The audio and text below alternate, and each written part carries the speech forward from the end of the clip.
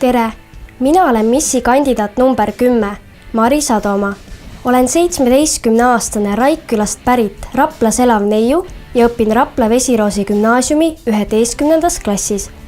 Ma naudin looduses spordi tegemist, mistõttu võib mind sageli kohata discgolfi radadel. Tunnen, et discgolf annab võimaluse vaba aja sisustamiseks ja erinevate emotsioonide kogemiseks. Lisaks olen avastanud enda jaoks jumestuskunsti. Tulevikus sooviksin end minna täiendama Krimmi kooli, mis looks kõik eeldused selleks, et saaksin täita oma unistuse ja luua enda ilustuudio. Arvan, et inimese väärtust ei tohiks hinnata tema välimuse, vaid tema hinge ja selle sügavuse järgi.